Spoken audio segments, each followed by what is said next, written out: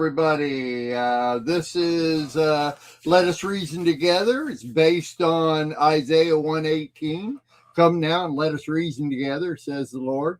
Though your sins are as scarlet, they will be as white as snow. Though they are red like crimson, they will be like wool. Do you recognize the world anymore? Is it flat? Is it round? Is it flat and round? Maybe like a pizza.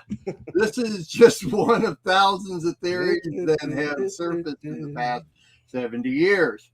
But what or who won't you find as a theory is Rabbi David Weiss, Larry Sagari, and myself, Mark David Smith. We are very real and have lived well past our 70th birthday. And are we Neanderthals? Are we dinosaurs? Emphatically, no. But before the three of us are discarded as ancient geezers or curmudgeons, the three of us old guys are going to share what we've experienced in the past 70 real long years of living in this cruel world. And for the most part, all three of us have spent most of those 70 years serving the one and only true God, the God of Abraham, Yitzhak, and Yaakov. On our last show, we shared several aspects of what we remember of the last 70 years. Mostly we talked about computers and teachings, and David talked about using projectors back in those days, and we talked about connecting to real people and internet. Everyone on the internet has their own truth and all that. And we talked about being monitored all the time, AI, Alexa, crime and punishment, phones, all those different things we talked on the first episode of the 70s show we're talking about. Rabbi David, Larry, and I have been doing this Friday version of the Let Us Reason Together show series for 3 full years this coming March. We've gotten to know each other through our discussion topics on the show. Today, we continue a study called That 70 Years of Change Show.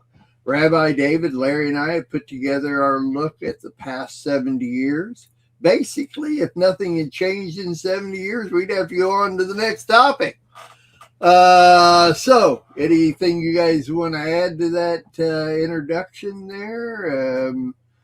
Things we talked about last episode. I think it's real interesting when we talked about communication and phones, how things have changed so much. Yeah. I was watching a news program, and everybody's got a phone, and you can't do anything without someone sticking their phone up and putting you online. It just hit me that things aren't like they used to be. There's no privacy anymore.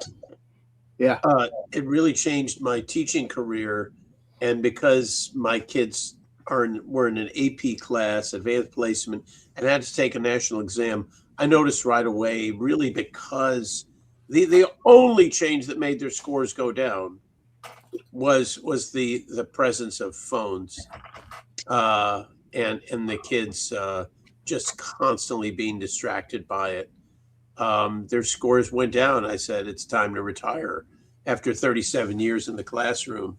So, unless people can just put their phones down and not be so attracted to it, they're going to be distracted for what they're supposed to be doing. I don't know what's going to happen with the workforce productivity in this country.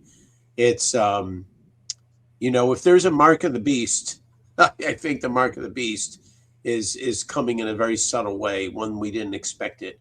Everybody thinks the government's going to make you get a SKU code on your imprinted on your arm.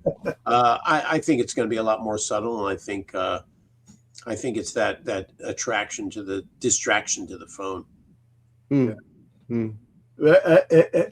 My first thought that comes to me, and I think about this all the time, is what's the average cost of an iPhone, or what is it? What's the other one? An Android? What's the average cost? $600? $1,200. I mean, a good one is $1,200. Whoa. Yeah. Well, but how many people do you see with phones like that, and how many people do you see that can barely survive otherwise? They're on food stamps and they're on all these other things, and and yet they complain every day about the cost of this and the cost of that, but every one of them has $600 to $1,200 phones. Mm-hmm. Where and how did they get that? Oh, they don't. It's on credit. They'll pay. Credit. There you go. There's another topic Yeah. for this discussion. But yeah, it's unbelievable where we're at today with the phone deal, and the majority of the people in the world have a phone. Yeah. It's You watch newscasts and I can see people in Gaza who are starving and stuff, and they have phones. And it's like, I can't afford those. I know it. I know. And so that's just crazy.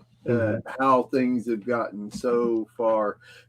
So stop and think here. This is something I've been thinking about and going over, and making notes and everything.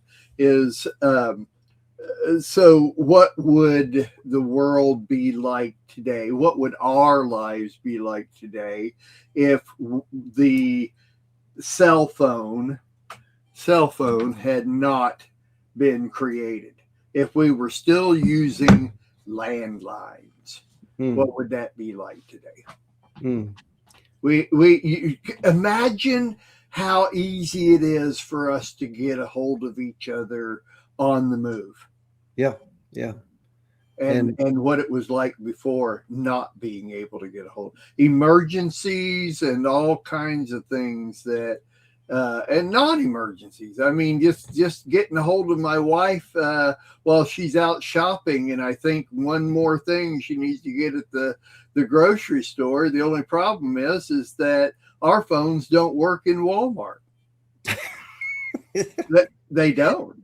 We're with T-Mobile, and Walmart has some kind of alignment with Verizon, that they carry a Verizon server in the Walmart stores. Yeah. Where if you have Verizon, you can use your phone, do whatever you want to. But if you have any other carrier in a Walmart store, you're not going to be able to use your phone.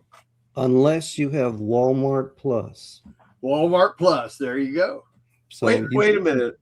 Wouldn't you just instead of using internet, wouldn't you just log off internet and use 5G with whatever phone you have? No. Doesn't work. It's blocked. Yeah. Try it next time you're shop at Walmart. No, I mean because we had Verizon, and then Verizon.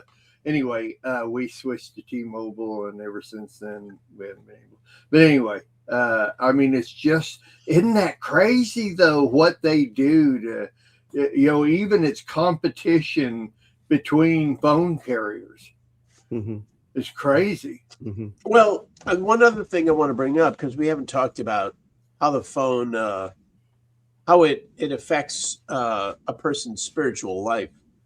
So, obviously with a phone, you can look up a lot of people do have access to word studies and to have a Bible on their phone. I mean, yeah, it is very convenient in that regard, and that's a plus.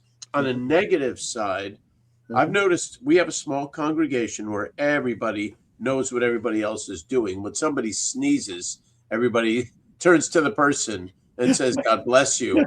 We have 40 people on a Shabbat, and the 40 people are engaged. I don't see the people sitting in the back, if they sit in the back at all, being on their phones. Visitors might do that.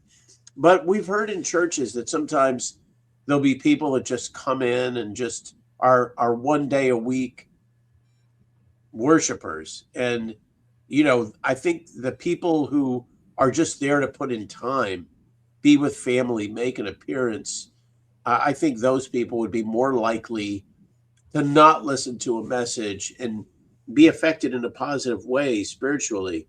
I think they're more likely maybe to have their phones out, unless it's shunned at churches. I don't know. I don't go into big churches much. Yeah. It's more like a quantity, not quality, that you're talking about here. In other words, they're racking up points because they showed up. Yeah. Not getting anything out of it. And a cell phone's brother is probably Zoom. Zoom kind of ruined a lot of people. During COVID, people got real lazy with getting out when they could Zoom something. And they'll say, "Is your service going to be on?" We hear this a lot. Yeah. That's why our population, we used to have maybe 40 members and about 30 visitors every week. Really? And the visitors have dried up because they don't want to leave their house. They'd rather see it in Zoom in their pajamas. You don't even see their face. There's just a blank screen or an avatar that's up there too. So, people are getting less connected when it comes to their a spiritual community as well. The other thing about phones and spirituality is there is such a mass amount of different comments about spirituality.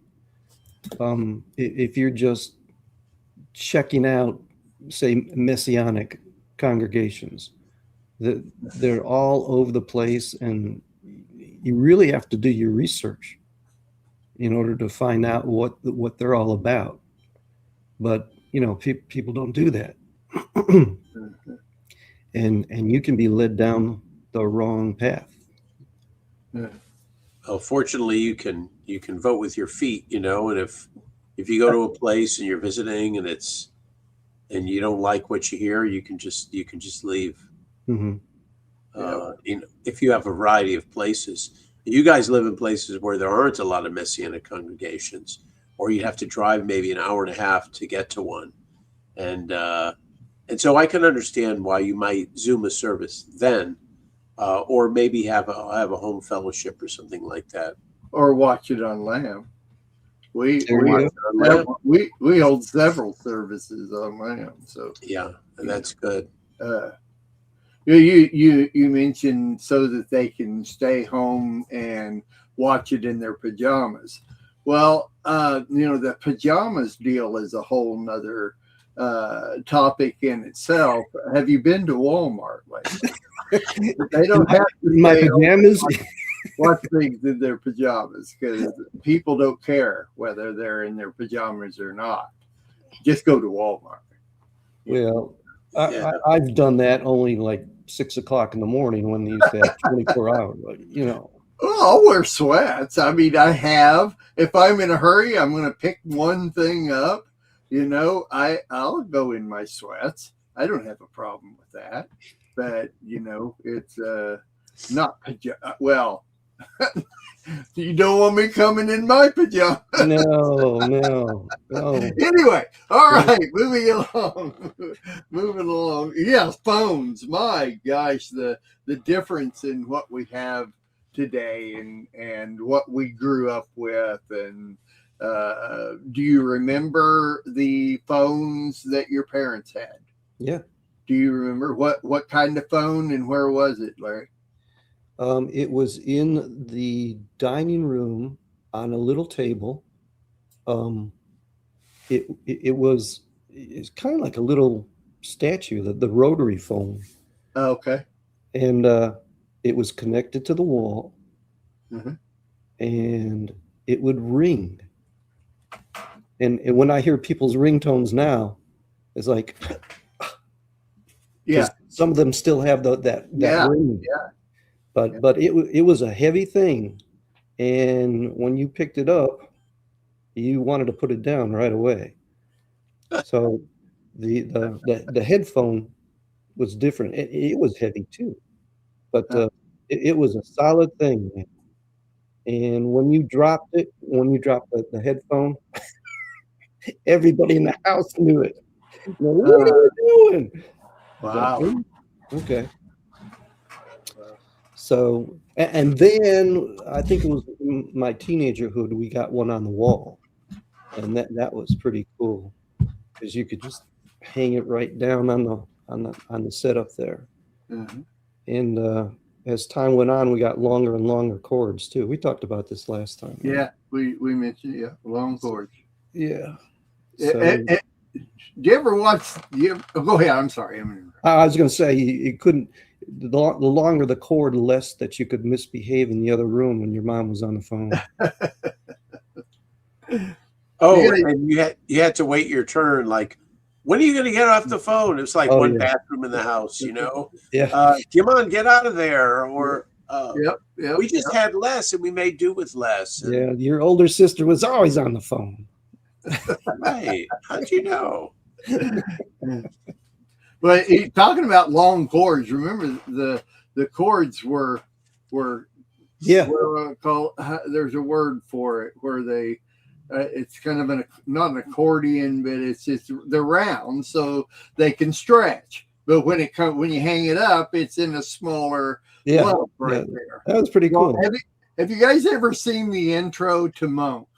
You ever watch Monk?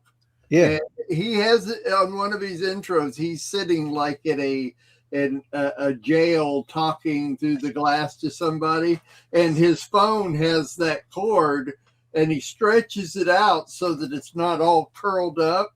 And every time he moves it, it curls back in. And it drives him crazy. It drives him crazy, folks. You know, in those days, that's what we used to call a cell phone. It was the one call you got in the jail cell. They'd pass you the phone through the phone. Oh yeah. That was the cell phone of old. That's good. Exactly.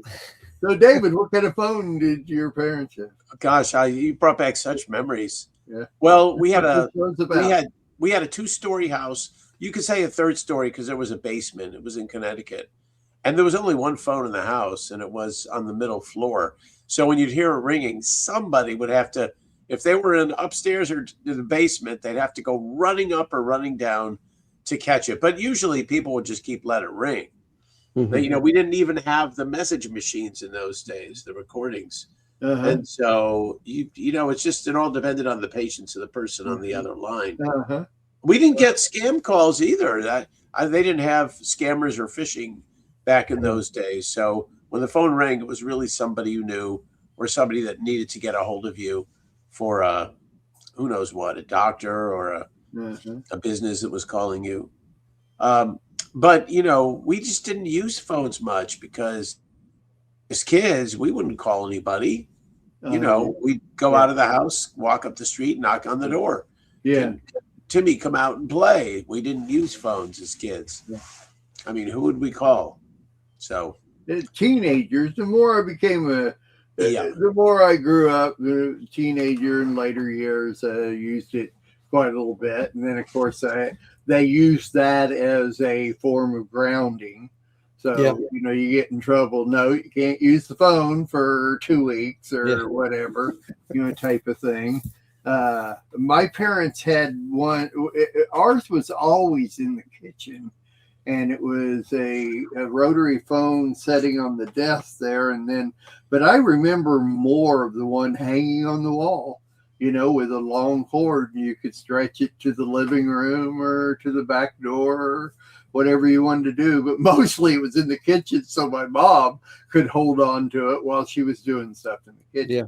You know, and and when houses were built, they were built with generally one phone line for you know, small houses in the past, one phone connection. And then somebody thought of the idea, put a phone jack in every room when you design a house. Yeah. And then everybody had their own phone, and then families would, you know, not talk to each other because they'd be on the phone in their room. That's right. Yeah, but see, there's your next progression in phones is when phones started having their own cords with a jack on the end of it. Mm-hmm. See, because the earlier phones were wired directly straight through. When they put it into your house and then somebody installed your phone, they had to hook up all those wires in there, and your phone was done. It was set. There was no taking it somewhere else and plugging it into something. It was wired in. Yeah. So it was only after they started making it where you had your jack Plug in, yeah. later that you could do, and then they started, I'm not so sure, I don't remember that you couldn't buy a phone at a store like Walmart or whatever. You couldn't. It was you picked out the phone you want when you got it all installed, and that's what you had until they came up with jacks, and then you could buy different phones because you could now plug them into those jacks. Mm-hmm. Yep. Yeah. So. Yep. When you got a phone, the phone company came out with your phone, and that was it. That was it. You do know that just to have an internet account, an internet, with a provider, first of all, you have to have a phone number. They give you a phone number, and that's what your internet goes through. So everybody actually has, look at Larry. You actually have a phone number that if you wanted to hook it up to your modem, you could and use a landline through that because you have a phone number. Everybody does. Every single account has their own separate phone number. I didn't know that. You do. You do. Most people don't use it. There's a lot of people do. I know people that do. But and a lot of times they don't even tell you what that number is because most people aren't going to use it. So all kinds of things today that were so different, but yet are still kind of lingering yet still today. Mm-hmm. So when I call my brother in Europe on WhatsApp, is WhatsApp a phone line or what? No, WhatsApp is literally you're using an internet connection with sound is what those apps are. Kind of works like a phone. They're exactly the same thing as what we're doing right now. Oh, and they even the WhatsApp, I don't know yet, but I know there's a couple of them that work the same way as what we're doing, where you have actually video that you can use because you're on your computer, right? yes, unless you could choose the video or they have a phone icon on WhatsApp. So you could choose not to see somebody or let them see you if you just want to talk on it. And it rings like a phone. It's got a, that's it's amazing what you can do. But I mean, look, you mentioned Zoom, and Zoom actually exploded during COVID. But before COVID, it was Skype. Everybody was using Skype. As a matter of fact, that's how Lamb Radio did our broadcasts, was through Skype. If you were doing your own broadcast on Lamb Radio before we became video, you would call in to the station with your Skype and do your show over Skype. We'd heard of Zoom, but it was hardly ever used during the Skype years. And then for some reason, and I think it had to do with marketing of Zoom, is it just exploded. Everybody started using it instead for everything. Could be ease of access. I don't know. But Skype changed so much in 2018. They completely reworked it to the point we could no longer do our radio shows on Lamb Radio. And that's why I spent 3 months literally developing the video system that we're using today, because Skype changed so much. It was hard for us to connect and do our radio shows. So Well, it's just that much of a change. And now look at where we're at. yeah. We're actually using a software called StreamYard, and there are several other ones. There's just physically hundreds of different places you can go and get an account and pay for it and broadcast like what we're doing. So Now, I if you was doing it before everybody else was. Yeah. If you go back to when we were kids, there was a comic strip that, we all read the newspapers, daily newspapers. There was a comic strip called Dick Tracy. Right. He had watches in which he could Oh, that's talk great. to people, and That's great. the picture of them would be on there. And we all thought, it's like, whoa, that's never gonna happen. Nothing like that. That's weird. And I don't know. Maybe he knew something that we didn't know that was already in the works. Uh-huh. But it's crazy. I talk about Dick Tracy all the time with my kids, and they have no idea what I'm talking about. I got my Dick Tracy watch here. I don't know that brand, Dad. It's like, Yeah. never mind. It's not LL. Dick Tracy brand. Oh, that's great. They should come up with that. That's good. They should. That's good. But yeah, things have really changed with communication. Well, now, Get Smart used his shoe. Yeah. So, there's Yeah. we haven't. We have to explain what Get Smart is to. There we go. We haven't quite progressed to that point yet, I guess. But anyway, we're not secret agents, I guess. Speaking of television shows, how has television changed over our 70 years? I mean, I remember the Dick Van Dyke Show and seeing them in their bedroom with two separate beds. Uh-huh. And it's like, why are they doing that? Well, they're not allowed to show them in the same bed because the people that analyze the shows wouldn't allow that. It's like, okay, so they had to have separate beds so that you wouldn't even have the thought of what goes on in our television shows nowadays. Uh-huh. There were codes back then, and Yeah. those codes, and I guess the next generation came along that said, man, I was restricted as a child, and now everything up. And they do allow cursing, and they allow some aspects of nudity, and it's violence, and nowadays that's all you kind of see on TV. Mm-hmm. Yeah. And you used to have what were called family shows, and they would be broadcast from 8 o'clock to 10 o'clock. And then after that, you would have the adult shows. And now,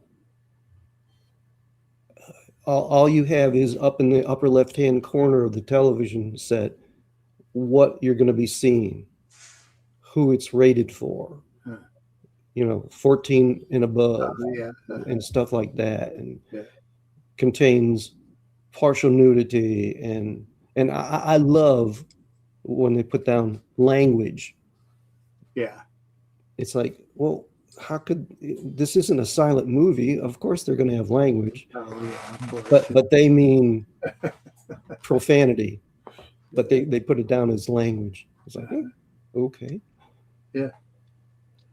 Oh yeah, it's the biggest deal, I think, and when it comes to TV, and we're actually intermingling internet and TV and phones together, because on your phone you can watch TV. Yeah. The change, the biggest change came with on demand. So you want to talk about television and internet, and that is what has changed so much. is the ability to have on demand. Because I'm on TV. First of all, there were only 3 stations: ABC, CBS, and NBC. That was it when we were growing up. That was it, And what then cable came out, and what was it? Somebody Neil Young or Bruce Springsteen, somebody came out with a song that says 199 television stations and there's nothing on. Yeah.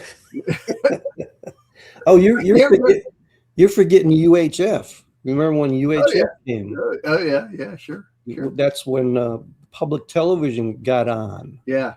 And I can remember sitting in classroom watching an actual classroom on television with PBS. How much has PBS changed from that now? Oh yeah. Oh my gosh. Well. Yeah. So we went from VHS to UHF or whatever it is, then to cable. And you're right, 199, and there's nothing. There's nothing now. Oh yeah, I remember. TV was so huge in my growing up. Do you remember black and white TV? Oh yeah. Do you remember all the shows and nothing was color? Yeah. Do you remember, David? David's? No. I'm just my memories are streaming. Larry, you mentioned a bunch of shows, the family shows 8 to 10, but you kind of forget about the stay-at-home crowd that would watch General Hospital in the 1960s. Yes. And yes. and all the soap opera stuff. But again, and game shows. The game shows. That's right. Yeah, the game shows were kind of fun. Gosh. Well, game shows. My gosh, my wife and we love our game shows. I mean, that survived. I mean, they still have soap operas today. I guess they're still on. Yeah. They're still going.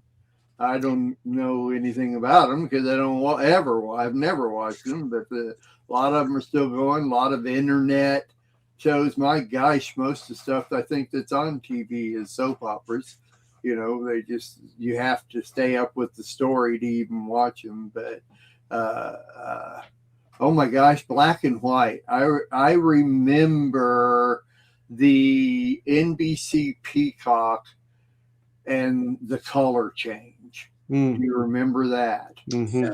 I remember when my dad bought our first color TV, and the first thing I remembered was NBC had Disney on Sunday night. Yep. And that's where the color came in, was in Disney, and that NBC Peacock, and then Disney would come on with their exploding color and all that kind of stuff. And that's what I remember. I mean, I don't even know how old I was when that first color TV. Speaking of Disney, how has Disney changed? Oh, I don't know if it's changed at all. They were crazy at the beginning too. So anyway, I agree. Yeah.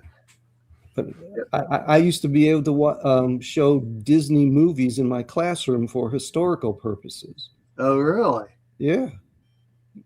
And it was like Johnny Tremaine and that kind of stuff for American history.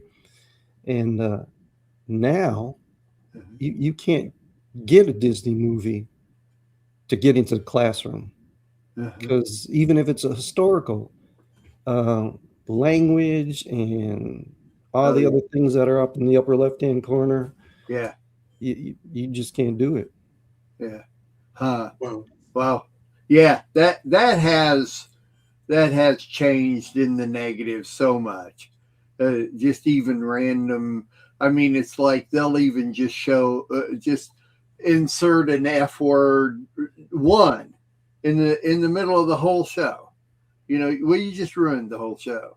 I mean, I can still watch it, but you didn't have to put that in. Yeah. Type thing. Yeah, speaking of that, like I was watching the news, and after the Minneapolis shooting, the mayor of Minneapolis got on and said the F word, and they didn't bloop it out. And I know it. I know. I'm thinking, where are the 10-second censors? Yeah, Why would they allow that to come on? exactly. So I guess, the language has changed Oh as yeah. well. I don't know. Do you think people cursed less back in the days when we were kids? I don't remember my father ever cursing. Well, I remember my father cursing, but he never used the F word. No. Never, ever.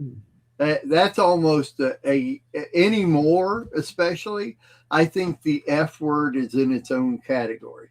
Yeah. All the other words are just randomly used, anymore, and just randomly used by most people. It seems like the F word is a little different story, and who uses it and how much it's used.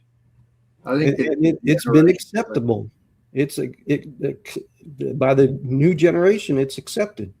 It's a usable adjective.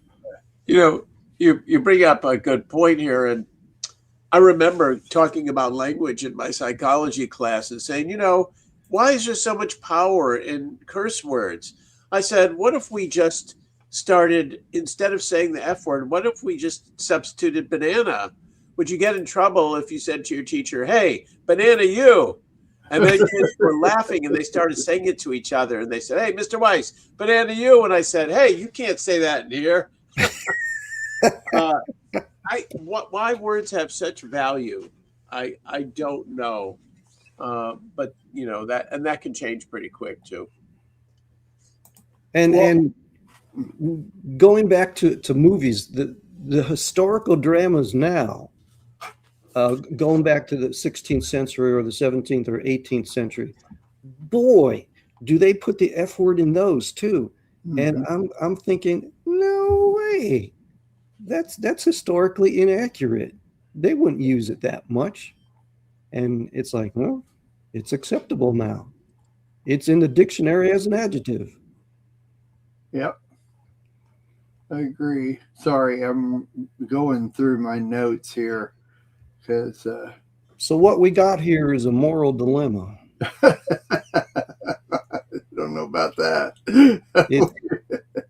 Freedom has been changed in the definition.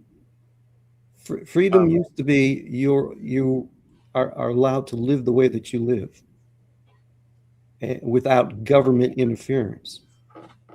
And there were moral standards, though. Now freedom is freedom of moral standards. Uh-huh. It's what our kids and adults are exposed to. Yeah.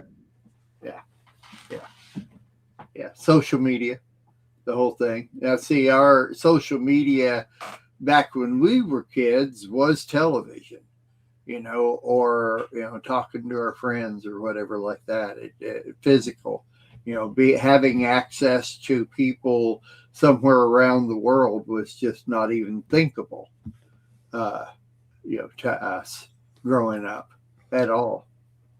Yeah, I used to receive airmail letters and from foreign countries, but you couldn't communicate with them except through letters. Uh-huh. You remember the onion skin airmail letters? Yeah. I don't. Well, you probably never had any people living in other countries then. No, you never received any airmail, or your family never received airmail. Yeah, I know airmail. Okay, and they wanted it real light, so they used onion skin. Really? Paper. Yeah. How about? Well, I didn't know that. Yeah. I don't remember that. So that's how we received international mail and stuff like that. I see. It's through airmail. Right. Well, yeah. Well, TV and movies and everything now are on the internet. They're on your computers. Computers I mean, we if we could jump over to computers and internet, Mhm. how has computers changed our lives? Do you remember your first computer and what you used it for? My first computer was actually a Brother word processor, and all it did was type and print out. Yeah. But the printing was, and when the printer would work, it was a 9-dot printer. It would print out one word at a time, like somebody was typing really fast. We thought, like, this is great. This is a whole lot better than putting in a paper on an old Olivet typewriter and typing it out. You Mhm. make a mistake. What do you do? You know. But anyway, I'm going back further than computers. The first computer had a half.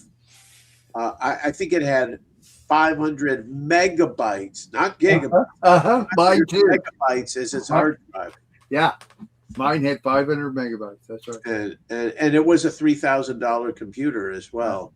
Uh-huh. We were happy to have it. Uh-huh. The ability to look on the internet, look anything up, was pretty amazing and outstanding. It was like an encyclopedia in some ways, Yeah. if that's how one wanted to use it. Huh. Yeah. Larry's trying to figure out what it is for. Yeah. I don't. I think I never had my own computer. I think the first computer that we had in our house was when we bought it for our kids. Oh, Oh, So really? they could use it. Yeah, because I use the school computers all the time. Oh, yeah. Okay. I You didn't taught have- computers and stuff like that. And before '92, teaching computers was just teaching word processing, database, and spreadsheets. Right. Nothing connected with the internet. Right. And that's what they were used for. Right. And so I had no reason to have a personal computer at home. If I was going to teach, I'd do stuff at school, get it all done there. Man, I had to have one. I had to have one. I when I first became able to buy one, it was an Apple. It was no, it wasn't. That wasn't the first one. The first one was a PC, but I bought it along with a book that had code, so I could enter all the code in and create my own video game. Wow. And this book had like 10 or 12 different video games, but you had to sit there and type all the codes in exactly the way it was, and when you were done you could sit there and use your keyboard controls and play The game. Yeah. and that's the only reason that I had it. That was the first one. The second one that we bought was from my wife's parents, and it was a Mac we bought for $500 just because we wanted to get on the internet. And so that was our first computers. After that, I don't remember how they progressed to where we are. I now have 4 computers sitting within a foot of me. Oh, So progression of where we were and where we are now is unbelievable. Depends on what you wanted to use it for, though. Go ahead. my parents, born in 1916 and 1922, my mother just dying 2 years ago at the age of 102, never used a computer or a cell phone in her life. Mm-hmm. Only if you handed her your cell phone and said, "Hey, so-and-so is on the line. Yeah. You want to say hi?" But she even didn't even like using the remote control on the TV because she would mess it up and have to call the man to come in and push 2 buttons and say, "That's how you do it." So, technology is so different for our youth today. I'm not sure kids would know what to do with a physical book when they're used to swiping to turning a page. if they even would even know what to do with a book. I guess kids would. They still go to the library. I wonder if libraries will ever dry up. It's I would hope not, but Yeah. Yeah. you know, I mean, there's the published book is still a huge thing in this world, huge. Yeah. And I just have such a hard time believing that a physical library where you can go in and look at books, you know, buy them or check them out or whatever. It's so hard to believe that those would go away. I remember one of the biggest thrills that I had in my first couple of years of college is taking the bus down to the Cleveland Public Library. It was a humongous building, and when you went in there, it was like a cathedral. yeah. And you so many floors, and you had to ask, please tell me where I could find this a book on this kind of stuff, you know. And they would send you, you'd get a card and stuff, and it was just an amazing thing to me. Uh-huh. And Wow. I used to drive down there when I was teaching to get the movies and stuff that I would show in class and stuff. It's like Oh yeah. such a resource, Uh. and You know, it was just a big thrill. I think it's sad, but I think it's inevitable. It's going to dry up. You could just compare the size of your own personal library to your children if they have a library, and grandchildren. Mm. Nowadays, if kids can get a reading on the phone or on a Kindle, why buy a physical book and just wait out in the house? Why spend the money on? I mean, look, it's even hard to buy newspapers anymore. You have to go online if you want to read a newspaper. And so I think it's inevitable that books will eventually go away. Uh-huh. And Yeah. we'll still have we'll still have the essence of the book, but it'll just be in a different format. But I think holding a book and storing books and having space for books and buildings that are dedicated, I think that's all going to change. Libraries, I think, will fundamentally change. I think eventually they'll downsize them and the books will be gone. But Well, that brings me to the Library of Congress. Have you ever been in or seen Yeah. pictures of the Library of Congress? Have you been in it, Yeah. Larry? Yeah. 5 of my books are in the Library of Congress. Really? Yeah, they're actually in there, and it's just massive. It's unbelievable. I mean, if we got rid of libraries, at least the Library of Congress would still be intact. You know, that would be a huge thing to lose Mhm. because of all that. I don't know if they digitize them or not, or what are they? That I'm sure they probably do. Yeah. You know, Yeah. in But case the original stuff is still in there too. yeah, exactly. It's- Yep. Yeah, that's a good topic. There is books, because I know a lot of people that are still writing and publishing books, Mhm. and they're going out there now. You know, and I know a lot of people that read. I don't read anywhere near as much as I used to.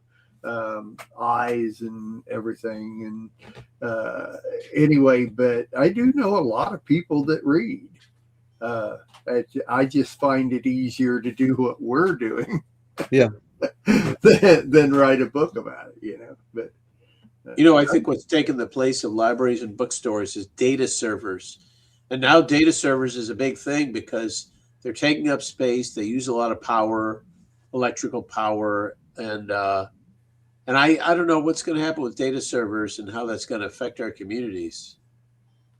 What are data servers? Oh my, you're so old. Listen, you young whippersnapper. Data servers, because there's so much data that's being produced and the data is stored and is kept, now they have these dedicated data servers, which are humongous buildings that, it's basically the place where all your personal stuff is archived on the computer. I mean, where does it go? When they save your emails, when they save this, where does it go? It goes into a data server that has to physically store and be able to call up information that used to be in books and on papers. Mhm. So data servers are now storing all this mega information Where are that they is being located? produced every single second, let alone every day. And it's the data servers are now taking up large amounts of land space because they have to be a physical building where stuff is kept, and they draw lots of power from the power grid. Well, And who so- owns them? Private companies, I guess. Huh. Got me. Did you ever see the movie Hidden Figures about Yeah. the black women that Yeah. remember that Yep. that program computers, and in the movie they talk about these mega computers that they were working with and working on, and the government had these mega computers. Well, data servers today make those mega computers look like a thumb drive. I mean, they're just massive. They're Oh so my much. goodness. I think there's 3. If I'm not right, I haven't done research on it or anything. I'm just kind of going by what I remember. Anyway, we got to go. We're done with this hour. Oh, We need to hear what David has to say on the oh. tour. And What I'm saying is not digitized. it's not, there you go. Well, it will be here in about a half an hour, David. So, all right. Well, this has been great. Another one bites the dust, and we'll go on next week with some probably the same topics we're talking about now and expand on them and keep on going because they're so good. So. Be careful with that phrase, another one bites the dust, because we are in our 70s, Oh, okay. All right. Well, I don't know. I work in my driveway. I'm biting dust all the time. All right. So we'll be back right after this. My way's bad, my way is so bad. Your way's good, your way makes me glad. My way's bad, my way is so bad. Your way's good, your way makes me glad. Hatorah, Hatorah, Torah. Shalom, shalom. It's good to be back after a few months off. And I am Rabbi David Weiss of Malchut Chaim Messianic Congregation. That would be Kingdom Impact Messianic Congregation in Chesapeake, Virginia. So if you're ever in the southwest part of Virginia or southeast Virginia or northeast North Carolina, we're right over the border, and you can just stop by on a Shabbat on a Saturday. We'd love to see you. Today we are in Parsha Bo, which means go. It also means come in or go out. And in Parsha Bo, which covers Exodus 10 to 13, basically, the middle of 13, we have the last 3 of the 10 plagues that Moses puts upon Pharaoh through God, of course. God, through Moses, puts them on Pharaoh. It's the last 3 of the 10 plagues. But there's a difference in the last 3 versus the first 7 in a way that maybe you haven't heard before. So in the first 7 plagues, Pharaoh basically is just turning down Moses, said, no, I'm not going to let them go. And then a plague would come. And Pharaoh would say, okay, I'll let them go. And then Moses would make the plague go away. And then Pharaoh's heart would be hardened. And then it would happen again and again, like over and over for 7 plagues. And then in the 8th, 9th, and 10th plague, they changed. Something changed. I would say the progression of how Pharaoh was sinning against God changed. So here's where the change occurred. In in number 8, Pharaoh says to Moses, well, you're saying let us go, but who's going to go out? And Moses says, well, our young and our elderly, our sons and our daughters, we will go with our flocks and our herds, for we must have Adonai's feast for him. But Pharaoh said to him, the Lord will be with you if ever I let you and your little ones go. Look, you have some evil purpose in mind. No, go, the men among you, and serve the Lord, for that is what you are asking. And they were driven out from Pharaoh's presence. So at first, this is where Pharaoh progressed. In my mind, there are some people in this world that just want the pain of life's trials to go away. And sometimes they'll say, God, if you make this go away, if you heal me, I will be yours forever. And that's kind of what Pharaoh, well, he was tending towards that. He just said, okay, you can go. And he just wanted the pain to go away, the plague to go away. But later on, he's starting to deal with Moses. Well, some of you can go, but others of you can't. Later with the darkness, Pharaoh again tries to wheel and deal. And he says, well, all of you can go, but you can't go with your flocks and your herds. They're going to stay behind. And Moses said, no, we need them. We need the young and the old in plagues number 8 and 9. Plague number 8. We need the flocks and the herds in plague number 9. And what I see there, instead of just people who want to come to the Lord to make something difficult go away, which is not the greatest reason to come to the Lord. What we find with Pharaoh is there are people like Pharaoh who make compromises, who say, well, Lord, I'm willing to give up a lot in my life, but I don't want to give this up. I like smoking. I like drinking too much. I don't want to give it up. I like having a lot of girlfriends or a lot of boyfriends. I don't want to give that up. And so there are people like Pharaoh who want to compromise, I believe. And that's what the word is speaking to me this week, that in some ways the life of Pharaoh kind of mirrors that of how people want to come to the Lord. Not an all or nothing thing, but they want to come in bits and pieces and maybe hold a little back for themselves. So I want to bring my two friends in and ask them, have you ever met people that are like this, that don't want to give up everything to the Lord and they want to hold back a little bit for themselves? No, never met anybody like that. No. Are you being sarcastic? Ultimately sarcastic. Oh my gosh. You know, we've had people that come to our Messianic congregation, they visit, they like it, and they know that, like, yeah, why aren't we Christians celebrating the feast? And, when it comes to giving up a Saturday, it's like, but my kids' sports games are on Saturdays. And that's when we have family barbecues. And, and that's when we have family fun day. I'm not ready to give that up.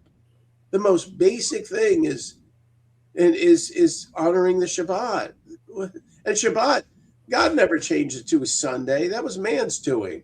I know I'm preaching to the choir on this channel. Yeah. But people don't even want to give up Saturday for a Shabbat. And I really mean Friday sundown to Saturday sundown. It's America's play day. They don't want to give it up. It's the weekend. Yeah, but what about Sunday? What if you asked him to give up Sundays? Oh, that they wouldn't want to give up. No, Sunday's a holy day for an hour and a half. I got to have my hour and a half. Yeah. Like Pharaoh, when I was young, I remember making deals with the Lord, or trying to make deals with the Lord. I remember in my 20s, after going to a liberal college, I was kind of and taking courses like comparative religions and stuff like that, I was kind of on the fence about, does God exist? Is Jesus really God and stuff like that? And I also was in the throes of baldhood, going bald. And I remember making a deal with the Lord. If you would stop this process, I will make you my Lord. I won't make you my God, but I'll make you my Lord, Jesus. And, I believe what we're talking about with the different plagues is a progression, as you said, of relationship. I started off that way. If you do this for me, I'll make you my Lord. And as time went on, I am where I am now, which is like 180 degrees from where I started out.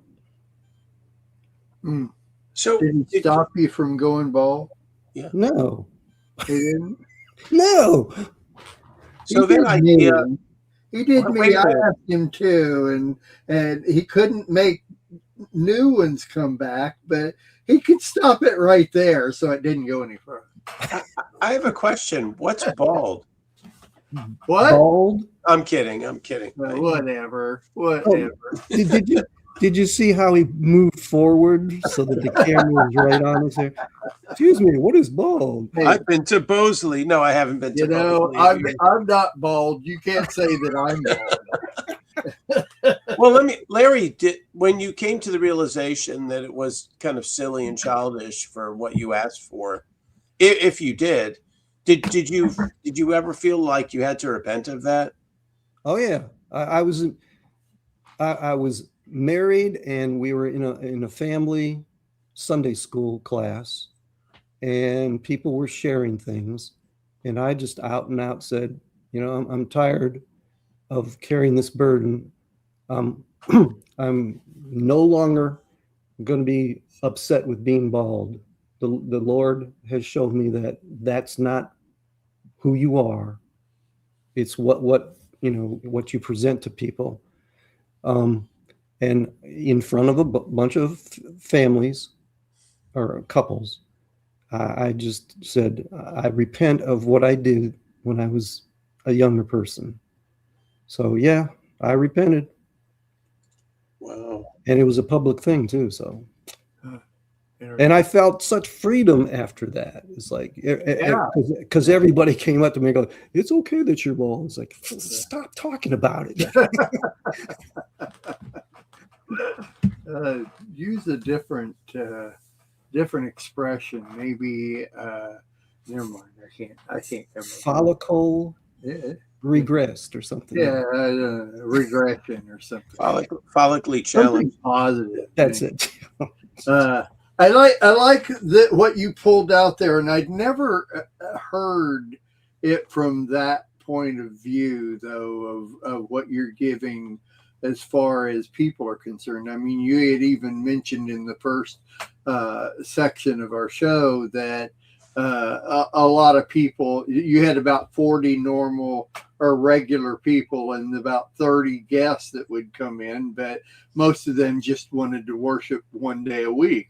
Well, that's exactly what you're talking about. Those are the people that are stacking up points for, they figure so after so many points, then I'll get to go to heaven.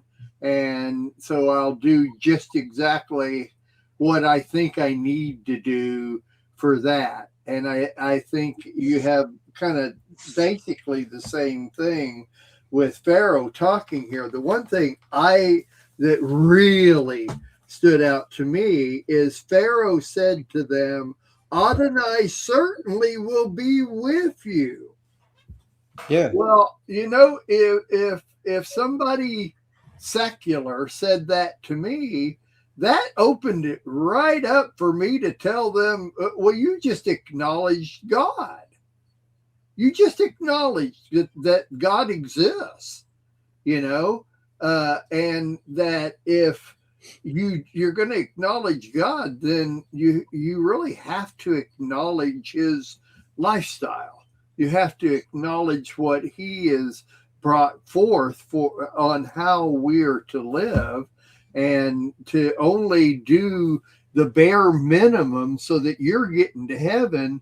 I don't want to be anywhere near you when you stand in front of God on Judgment Day. I don't know what's going to happen, but I don't want to be anywhere near you. That type of thing. And it's kind of like when we first found out all the things about the Messianic lifestyle and Sabbath and all that type of thing, I just don't think we had a whole big problem with it, in that it just kind of went over the pros and cons of changing our lifestyle and what it was going to take. And it's like, do we really believe in what the Torah is saying and how the Torah is laid out? Do we really believe that and want to acknowledge that, not only amongst ourselves and our congregation, but now we have to acknowledge that to the world around us, to all the different social things that we're involved in, our life, our work, the whole thing. It's not in the Bible, but I was always taught and still use it. No man goes into war without first counting the cost. Yeah. And to me, that is literally, because being a religious person and living a religious lifestyle is war. It's not easy. Until you acclimate to it and get to the point where you're living it like the three of us do, where we don't even think about it, we're just living it. But to get to that point is hard. Mm-hmm. It's really hard. And I remember us talking about this, is that I literally used the expression, we're going into war. We have to count the cost here, because I don't want to I'm not the type of person to start something, get halfway through it and say, well, this is too hard, I'm not going to even try to reach the end of it. I'm not going to do that. I'm not that type of person. So if I was going to change my religious lifestyle, which, your religious lifestyle is also your secular lifestyle. To me, that's the way I look at it. If I'm going to change that, I'm going to go full force into it. And I can't go full force until I'm sure that I believe in the doctrines and the word of God, that this is what I need to do. I know there's different variations of lifestyles that people live, and different levels of lifestyles that people live, but whatever it is that you're going to acknowledge and sacrifice for, because that war is always sacrifice. Always. Whenever war is written out, they should have parenthetically sacrifice, because you can't have war without sacrifice. And so if you're going to change your lifestyle, then you're going to have to sacrifice some things. And you better contemplate that before you even start. So when people just do certain things like show up on Sabbath for the service, the Messianic service or whatever, and that's all, they don't want to really be involved. They want to sit in back of the congregation. My question is, do you really think that God checked off your list of things because you showed up? Is God checking you off of, another positive point for you to get to heaven, so you'll keep adding them up? I'm sorry, I can't picture that. I can make it up, but I can't picture that. Anyway, Wow. does that answer? I think it kind of. I don't know. Yeah, I'm thinking of the people who really just want to spend one day or maybe just 2 hours a week with the Lord and call it a week and then have the rest of the week to themselves. And I'm thinking, if they do it because they want to get to heaven, how are they going to be able to take heaven when they're around God on the throne 24/7? I mean, there won't even be 24/7. It's just all the time. I don't think they're going to like heaven a whole lot. If they get there. You have to also consider what are you judging them on? Because you're not with them the rest of the days. Yeah. So that's maybe true. maybe they are living out Torah I hope they do. rest of the days. And they just show up in your congregation for that because they like the congregation. But Oh yeah. All the people I've met, look, if they're going into a Messianic congregation, that's such a step that's different from the norm for most religious houses in this country. And if they go to a Messianic congregation, they're taking a step that's going deeper in to their a deeper walk with their faith. yeah, And that's what I've found with most people who walk into a Messianic congregation, that they desire a deeper walk. And so I think generally they're people that even though they may feel like, well, I don't want to give up my Saturdays, I'm not going to categorically say that they're not godly people. Yeah, of course. So, yeah. Of course. Makes me wonder, though, Christians that only go to Sunday service and then they get to heaven. Do they say, wow, well, this is not what we prepared for?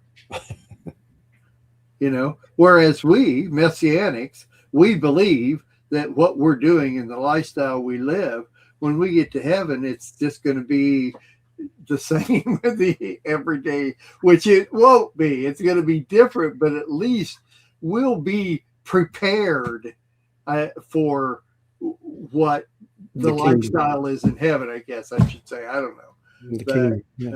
And I wonder sometimes when somebody dies that I know of, and I know their lifestyle, and I know that they wouldn't accept the Messianic lifestyle, and they were good Christians. They got to heaven. When they got there, did they say, wow, Mark was right? I'm not going to admit it, but Mark was right. I don't know. You see what I'm saying, well, though? I think they're going to have to hit the throne of judgment first before. I think we all are. We're all going to be before the throne of judgment. Of course. And my goodness, I've been humbled so much in my life, and had to bow down and ask God for forgiveness so much that I've even had dreams about the throne of judgment. And in every dream that I fall on my face and I say, I'm not worthy to be in your presence. Yeah. And God always accepts me into his arms. And that's the dream. That's the recurring dream that I won't call it that recurring, but I've had it maybe 4 or 5 times in my life. Because to be before the creator of the universe, that he even has time for me, makes time for me. It's just, my humanity, it makes me fall on my face in the dream all the time. I have one dream, just one dream, and I had it one time, but it has stayed with me ever since the dream, and I've explained it many times. And briefly, it's a dream of me in a cave, and there are loads of people just running around doing stuff. And all of a sudden, I come to a part of the cave, or like a separate room in the cave, where there's a huge hole in the ceiling, and all the people that were roaming around now come into this cave, and they're being caught up through this hole. And I'm sitting there watching them, but I don't go up through the hole. And when everybody's gone and I'm the only one left, I go walking through the cave, and I come into another room where there's this young Messianic boy that I knew several years ago. And he says, and I'm real sad. And he asked me, so what's the problem? Why are you sad? And I said, well, everybody else went to heaven and I didn't. And I don't know why. And he says, well, do you know John 3:16? And that was the end of the whole dream. So it's kind of like it was almost a fear factor thing of, are you sure that, this is the way to heaven? Is this how you do it? Is this what you're going to need to do, or whatever? Anyway, I've contemplated it many times over the years, but dreams like that's a one-time dream, but I remember it vividly even today. And that was like 10, 12 years ago. So, anyway.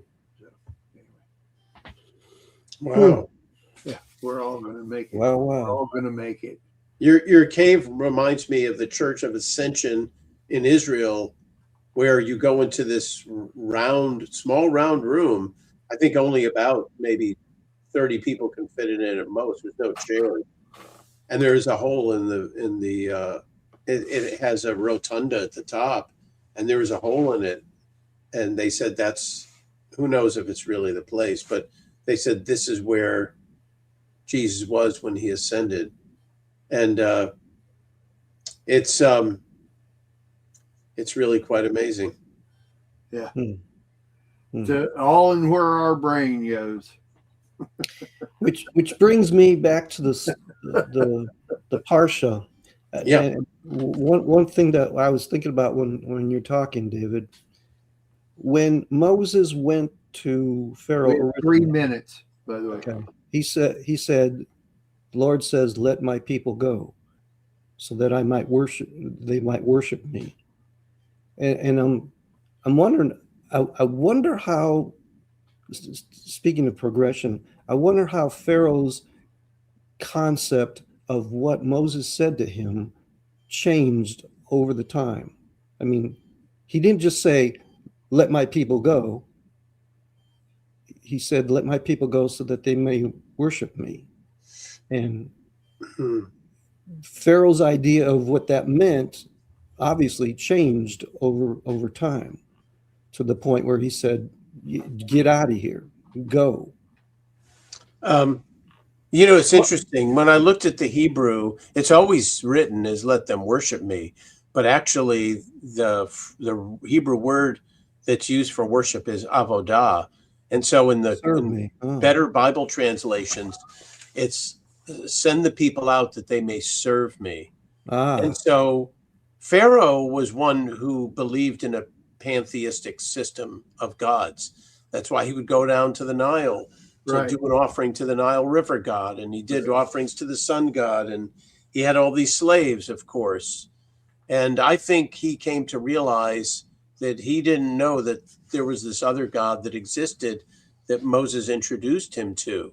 He didn't, but he still believed in his other gods. He just thought, well, I don't know your God, and he did get to know Moses' God. And eventually he had to realize, I'm not as divine as I thought I was. He really had a comeuppance, and when he sent Israel out, it was, I'm not so divine that I can keep these people here serving me. Their God wants them to serve him.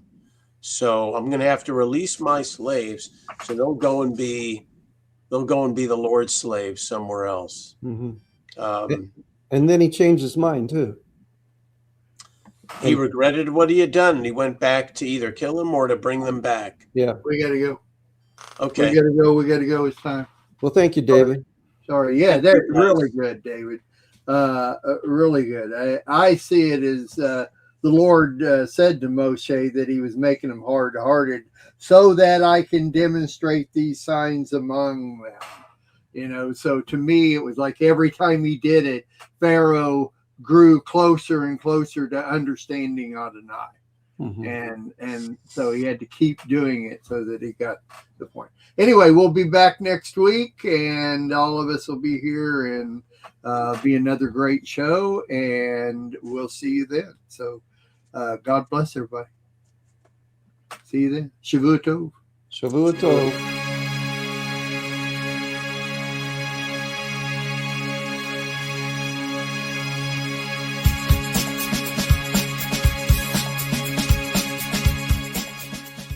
If you missed today's show or want to watch it again or want to tell someone where they can watch this episode, go to lambnetwork.tv, where you will find this show and all other live Lamb Show archives in the on-demand section of the website.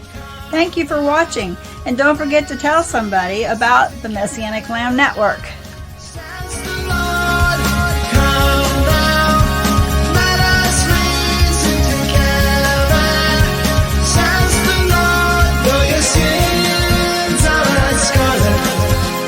Should be white as snow, white as snow, white wool.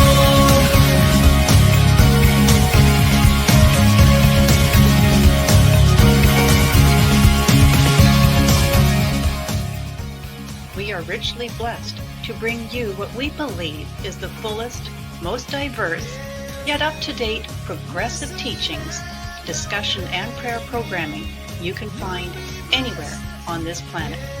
Be sure to take the tour of the MessianicLambRadio.com website. I'm Susan Hugi, thanking you for joining us on the Messianic Lamb Video Network. White as snow.